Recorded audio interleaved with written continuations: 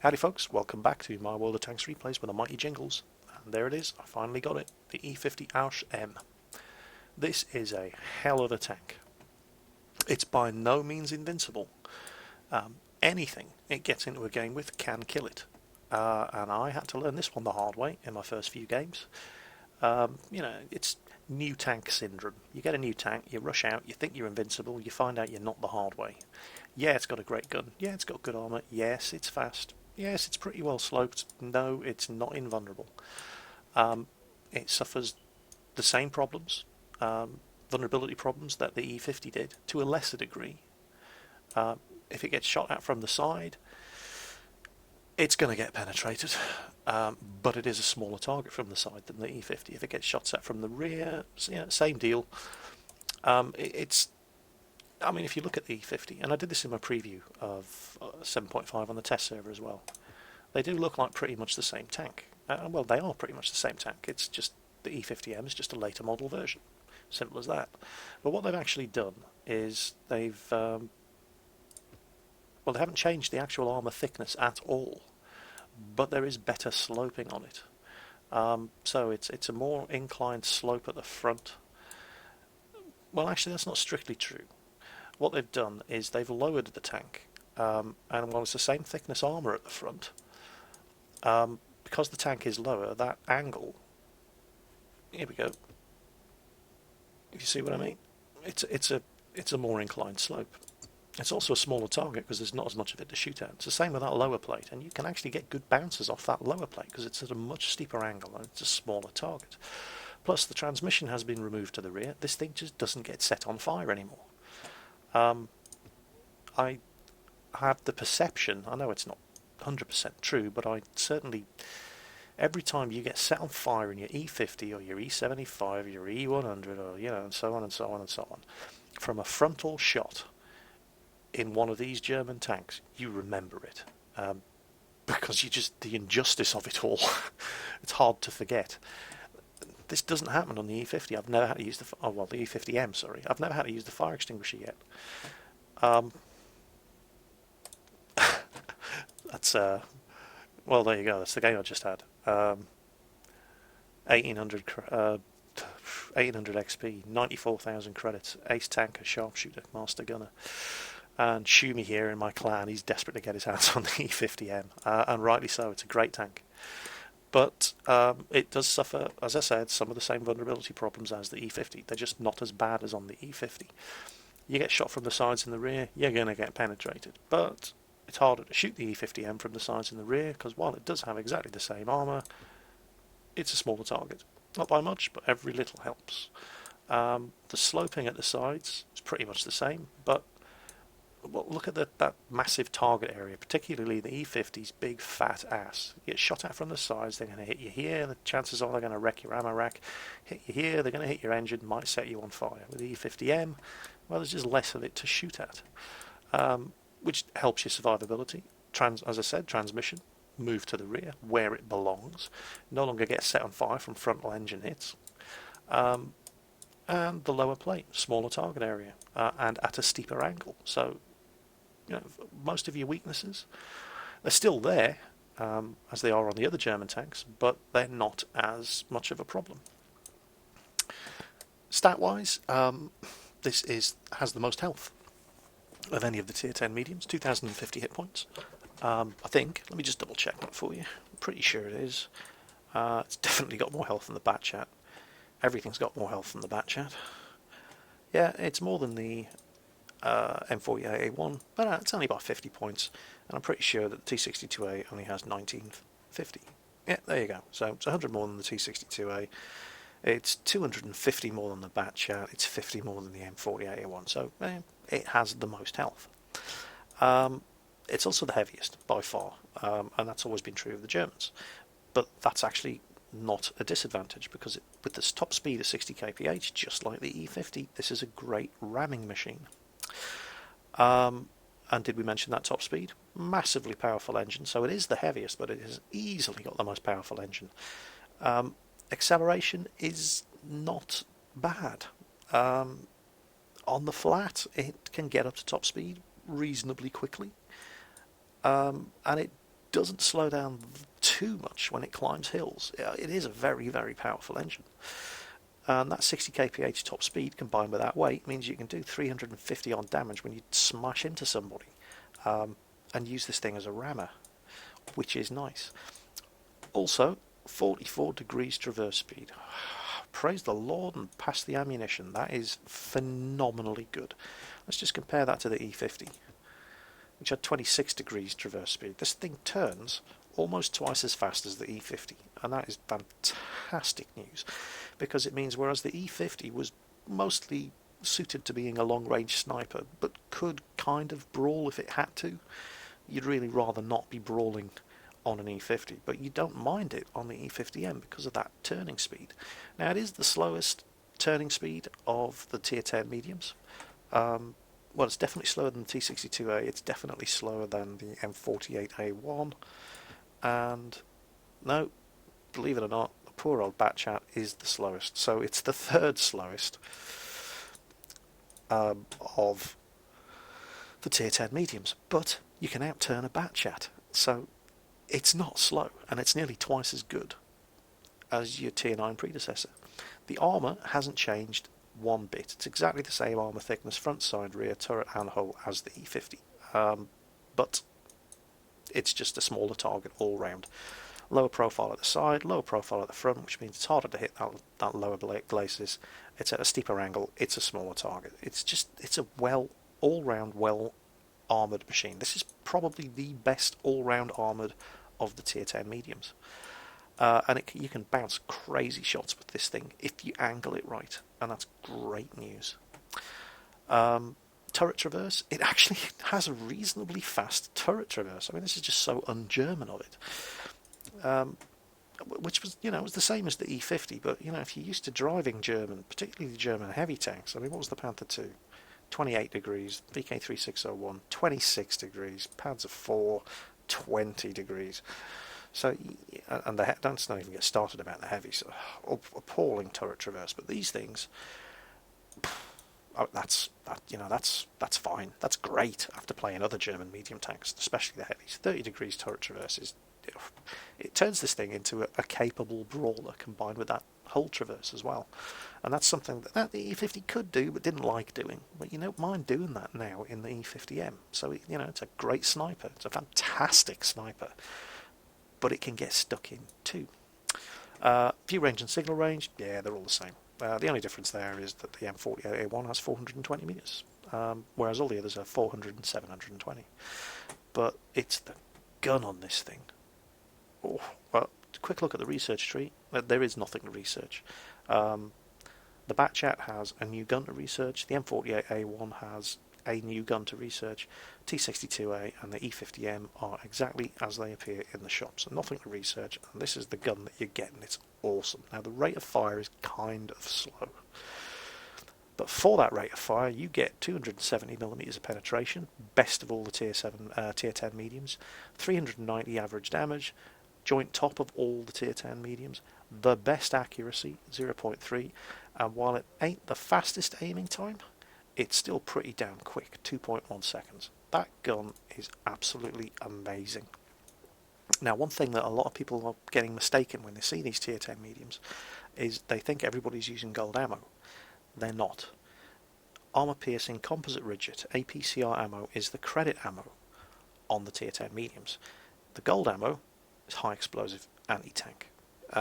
Now, the thing about the armour-piercing composite rigid, the APCR ammo, is that it has incredibly quick shell velocity, which, and this is true of all the Tier 10 medium tanks, they all use this ammo.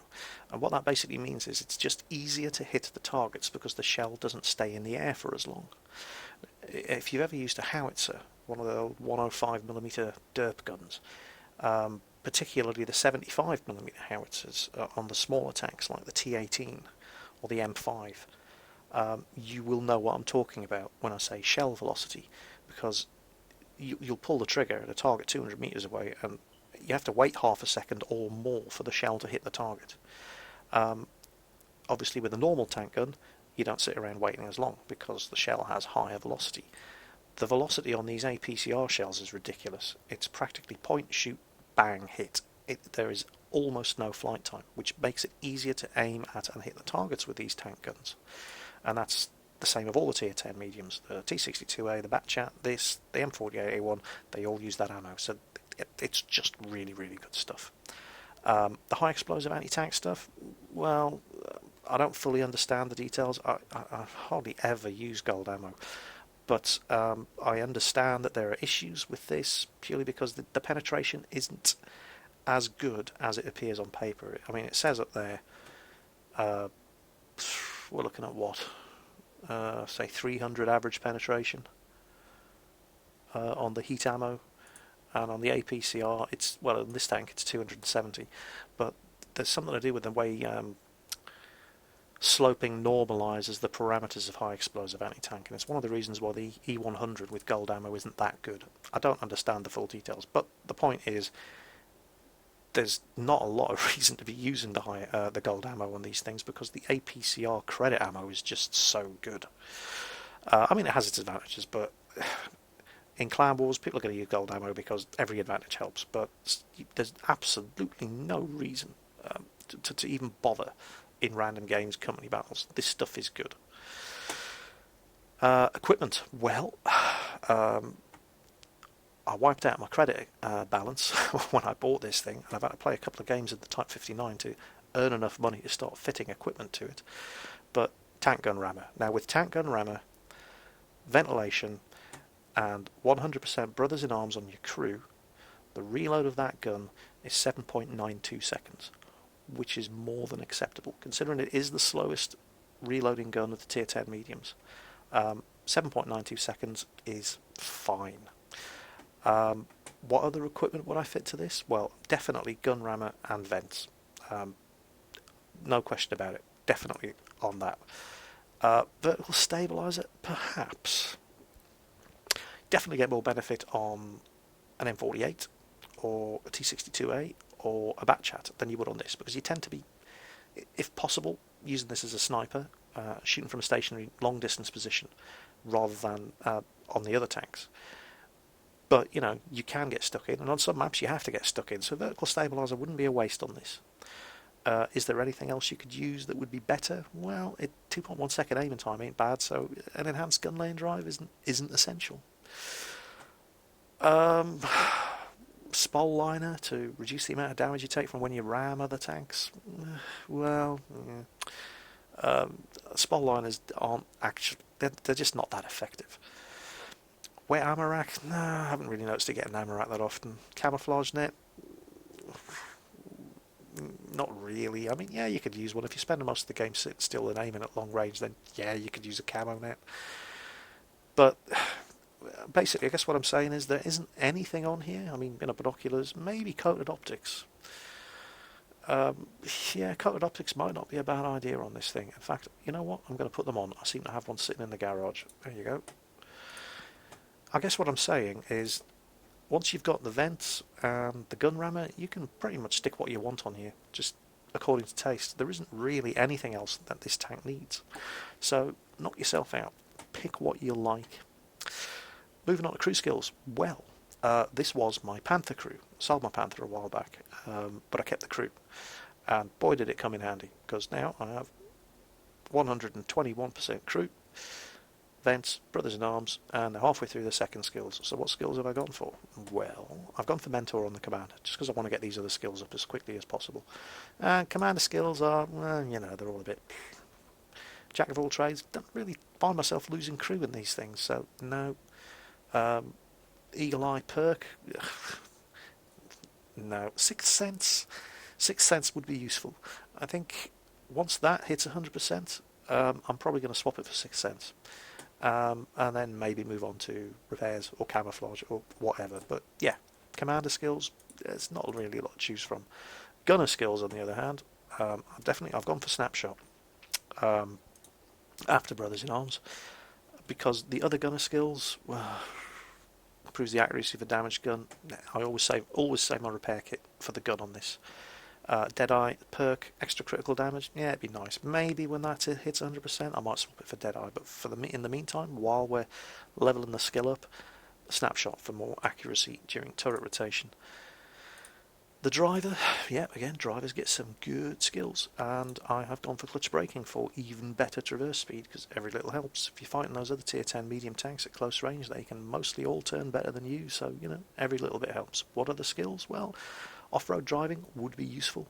Controlled impact, definitely on the E-50M over all of the other tier 10 mediums, controlled impact might actually be a good skill to have. Depends how you play it. If you like getting stuck in with this thing, I would definitely recommend you go for controlled impact for increased ramming damage to them and less ramming damage to you, because you're going to be using this thing to ram for a lot, because it just does so much damage when it hits them. It's great.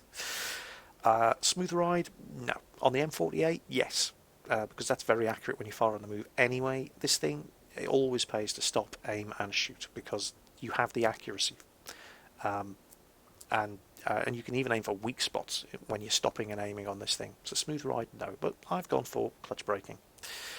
And the radio operator and the loader, I've simply gone for repairs, because I don't like wasting repair kits to get my tracks up. So I like the crew to get the tracks up, and I like to keep the repair kit for the gun or the engine or the ammo rack.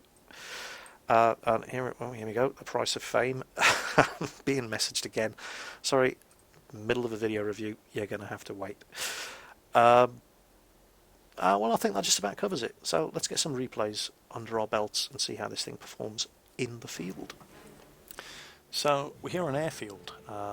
Tier 10 game, obviously, I'm in a tier 10 medium tank. But it's not the worst matchmaker you can get. In these tier 10 mediums, I've had games on the test server where practically everybody was tier 10, and you will get those games in this thing. This, however, is, yeah, it's not too bad. There's only 3 tier 10s on each side. They've got 2 T110 E5s, those are dangerous tanks. They've got a T62A, we've got the venerable old IS-7, a Batchat, and me. Now, this was one of my better failures in the E-50M. It was one of my first matches. I was still in the flush of new tank syndrome, didn't really know how to play it. I still don't really know how to play it, I've only had 10 games. But I was sort of starting to get to grips with it. We lost anyway, but I gave a good account of myself. Certainly I felt like I did. And, well, we'll see if you agree. So, again, looking at the map, not getting a warm fuzzy feeling. Why am I the only person out here? So I have no support. I am not going to rush across that airstrip. Instead, I'm going to park up here and try and get some shots into anybody else from the other team coming across this airstrip, because I do have very, very good view range and I have a laser-like gun. So all I can see from here is that T62A, and it looks like he's going to pop into, oh yeah, I really should be taking shots at this fella. Not a great angle. Take the shot anyway, and it misses. It just popped out of view range. Now ideally this 1390 is going to back off and tease him, and he's got a friendly T44 with him as well. So if he backs off and teases him around the corner, I can help the 1390. Of course he doesn't know that, and he's dead anyway. But now he's dead, these two should come forward and I can start hurting them. Yep, here they come. Oh, come on. Don't be shy. Come to daddy.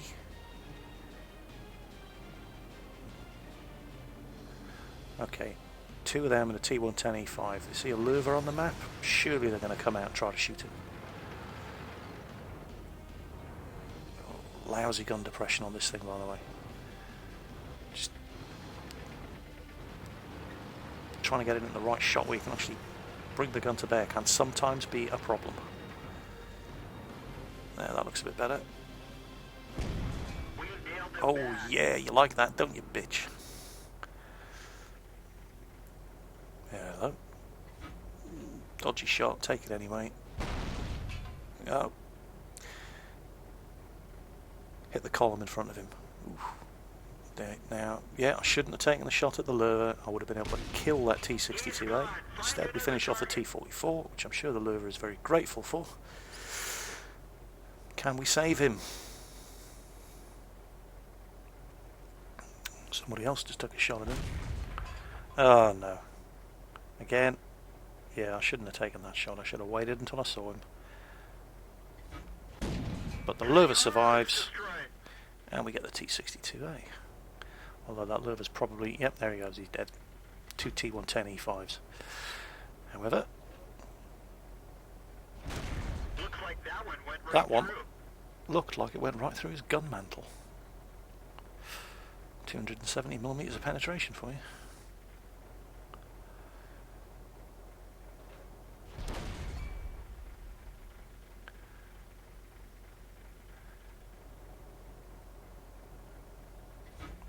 Now at this point I'm thinking about going down there and taking on that T, because the T-110 doesn't seem to be in any rush to come out and face me, because he doesn't have any clue where I am.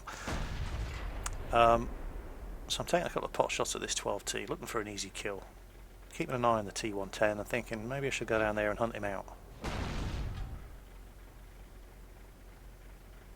And our E50 gets into the game now because his game crashed. Well, nothing you can do about that. Luckiest 12T driver in the world. Did you hear that? Did you hear that noise? Now there's nothing on the map, but somebody passed close enough to me for me to... And there it goes again. Somebody's driving through obstacles near me, but I can't see them.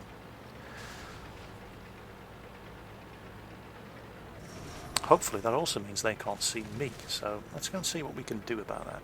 I mean, we've probably lost this game, but oh yeah, there they are.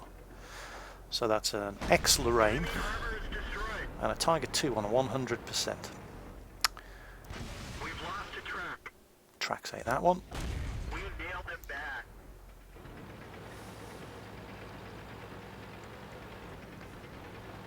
Angle the armour, fire on the move and hit. Great, killed my driver, get my driver back in action. And now I'm being shot at from behind as well, fired on the move, hit him again. So, just bear this in mind. There's a Panther 2 behind me, a Tiger 2 and a Lorraine in front of me. And the E-50M was capable of killing, admittedly, the low health Lorraine and the Tiger 2 while being fired at by 2 different tanks at the same time. This is a good machine.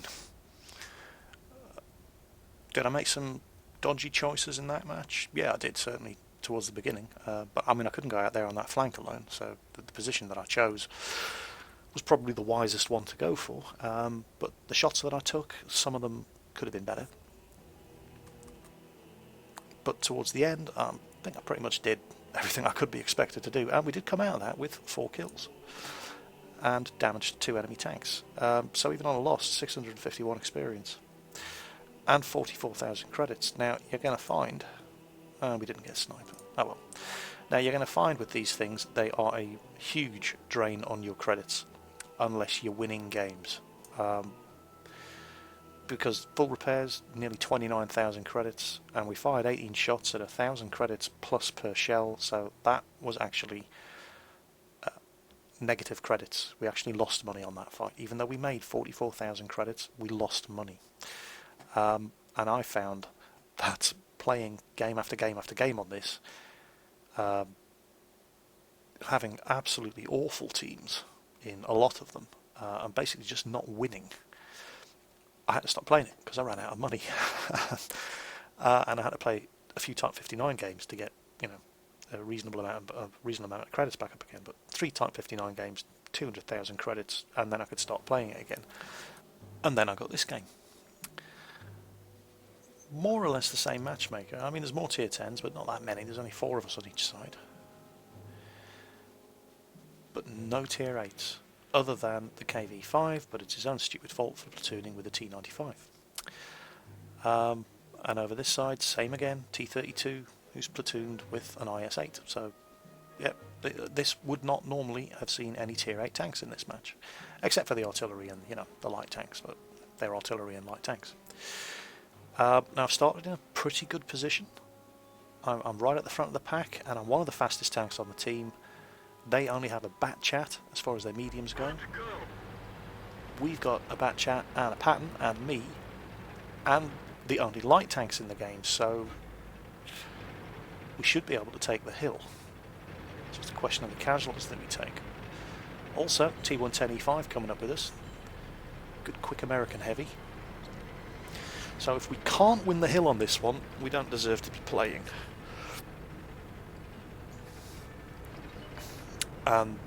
Yeah, if I was driving that enemy bat chat, looking at what is on the other team, there is no way on earth you could have persuaded me to go up that hill alone. Looks like the bat chats have just loaded. Can I help ours out? Yeah, his tracks ate it. Damn. Get out of his way, don't block him, let him retreat. We need to kill that bat chat. T110 E5 got him, and I'm just about to line up a shot on the object 212, but no. T110 misses.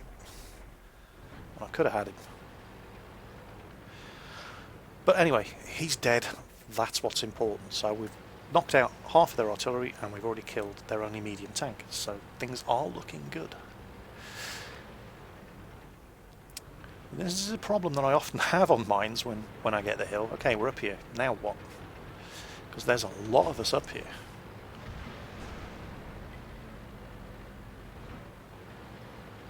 And that is drawing effective strength away from elsewhere on the map. Now, I'm not too keen on sticking my nose out here because that STI over there might have me proximity detected. I'll happily take one shot and then keep moving because Artie loves me.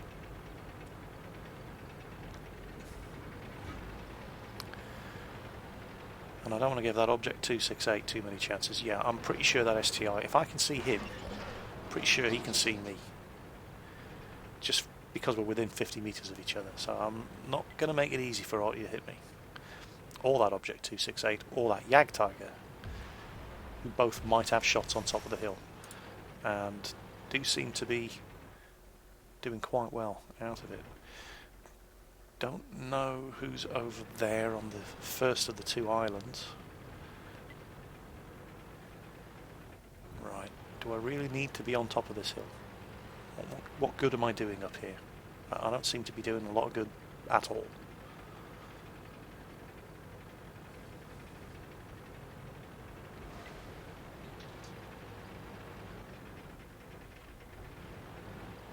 There's a Jagdtiger over there. Actually, there's two Jagdtigers over there. And, oh, there's one. And where the hell is he? Okay, we'll bounce that one. Where did that one hit? Let's have a look after we... No, we're not going to get a shot of him, and Artie will be looking at us. Just curious as to where that one hit us. Oh! It hit us in the gun. Ha! Don't know if you can see. Right around the collar of the gun barrel there. Well, that was quite lucky. Our artillery's advising the T110 on the corner there to get back, because that's refreshing to see. He's telling a heavy tank, move back, I don't want to accidentally hit you. So, yeah, kind of constrained on the top. There's too many of us on the top of that hill. And this T110 E5 has got 3 tank destroyers and a heavy tank in front of him. So, well, at least one heavy tank in front of him, so let's help him out. And we bounced another one off the gun mantle from the E75. Oh, unlucky. Well, that was more or less right on our damage average, so yeah, he survived with 3%, fair enough. And somebody else gets the kill, not a problem. Oh, hello, Mr. IS-4. Bounced another shot off the side of the turret, poorly aimed. And we put 2 right through him, and the damage rolls we're getting, and bounced another one. The damage rolls we're getting are right on the money. Oh, well, it was an above average damage roll, and he ended up on 1%, so yeah, can't really complain about that. Where the hell is he? Come on. Oh, I think that one actually, yeah, completely missed. Don't even know where it went. Hit the ground in front of him, I think. Come on, we've got to finish this guy off. At last. And I've lost track of the number of hits we've taken. 4. None of them have actually done any damage. Object 268. Oh, we're going to take a hit here. But we bounced a shot from an Object 268. Oh yeah. I'm not sure who hit me there, but it wasn't the object. Ah, Jagdtiger. Okay, let's get away from the Jagdtiger. Keep this object between us. And well, I'm not going to complain too much about that one. That last hit on me was my own artillery. But he did kill the Object 268, even though he knocked my gun out.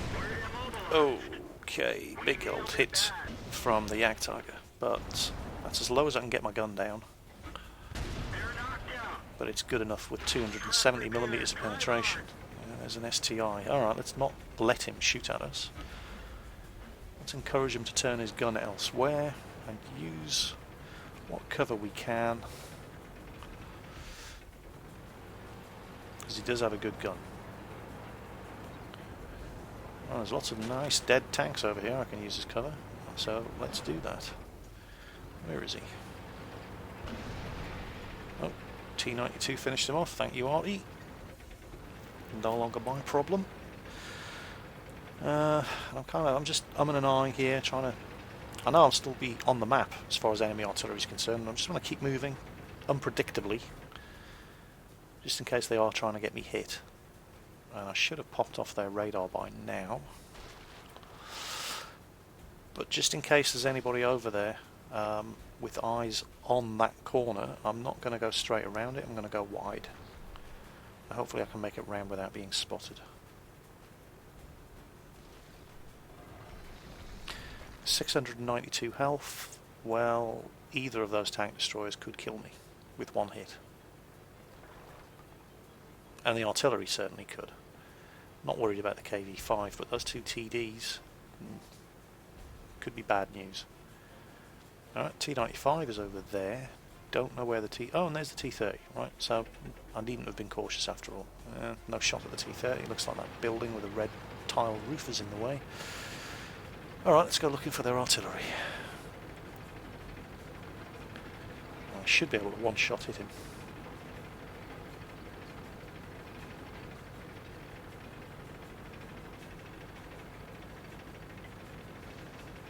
Come on, you little bugger, where are you? Oh, IS-8. Oh, okay, maybe not one-shot hit a Tier 7 artillery. This IS-8 is going to get shot into me. And it did do damage. Oh, that T-30's looking... Well, he's looking the other way. Which one to shoot? Ah, fired on the move, missed. Okay, now the IS-8's been tracked. And so, I can just finish him off at my leisure. Because he ain't going anywhere and he can't shoot me through the rock.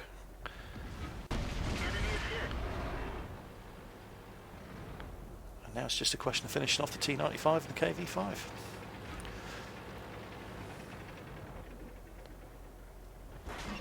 Bounced a shot from the KV-5, not surprising. His gun really doesn't have enough penetration to be playing in this game. In fact, I need to be really careful. I could easily kill our own pattern here. Nah, I shouldn't be trying to shoot from here. It's too risky. I might hit the pattern, and I haven't got a very good shot at that T-95 anyway. But by the time I get down there, he's going to be dead. And there he goes.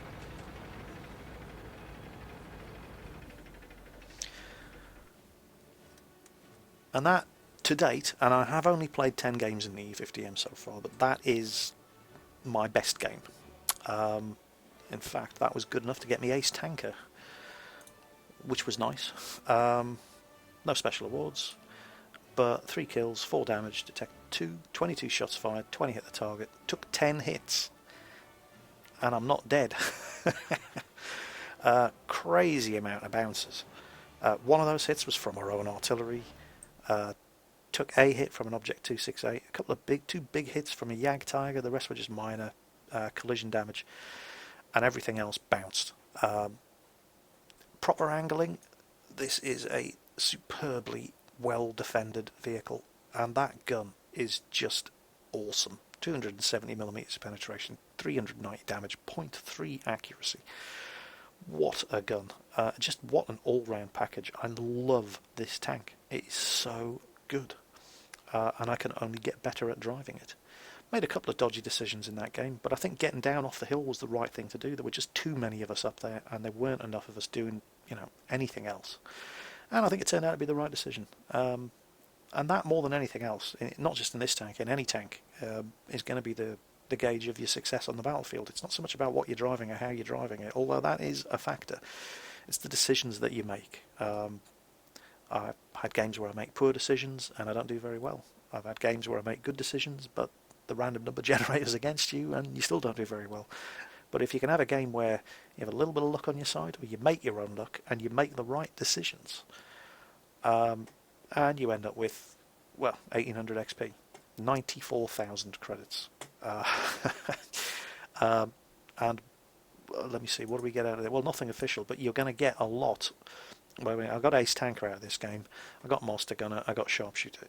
With this machine, you are going to get lots and lots and lots of Master Gunners and Sharpshooters, because it doesn't miss, and when it hits, it penetrates. Fantastic gun.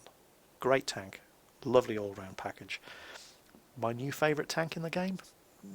Hard to say. I do still have a soft spot for the old Marder, but I really do like this tank. And if you learn to drive it well, it's an absolute killer. So that was the E-50M, the new German Tier 10 medium tank. Finally got it, and I'm getting better at driving it, and I will catch you next time. Take care.